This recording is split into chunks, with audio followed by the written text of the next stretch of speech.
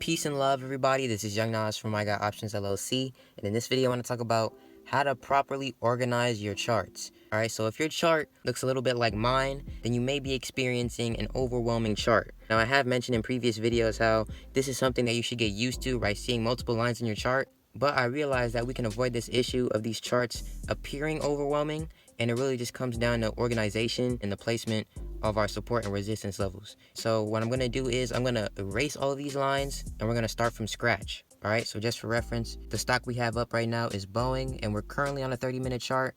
But to start things off, we're going to start with the weekly chart and work our way forward. All right, and it's going to be super quick and easy to do. All right, let's go.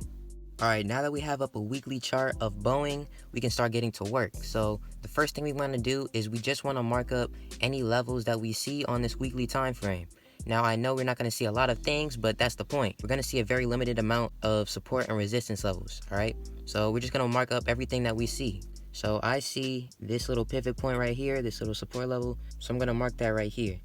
All right, and make sure these levels that you draw on this time frame are bright and visible. All right, now that's the first level we see. Another level that I see is this one right here, this little resistance. And one more level that I see is this little area right over here.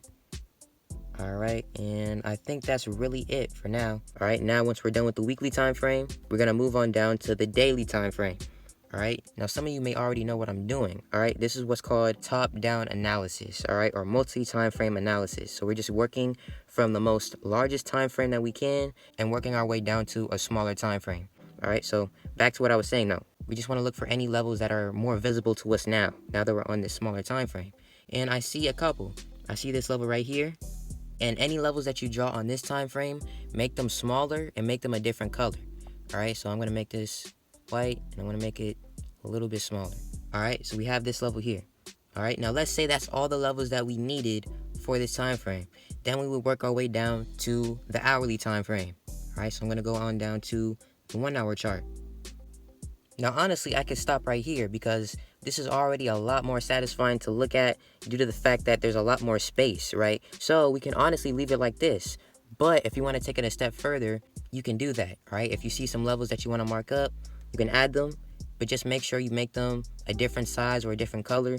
That way you can distinguish all the different levels, all right? So you can look at this yellow line and be like, oh, okay, this is a weekly level. And you can look at this white line, you can be like, oh, okay, this is a daily level, and so on and so forth, all right? So with that being said, this is how you can go about organizing your charts, all right? Peace.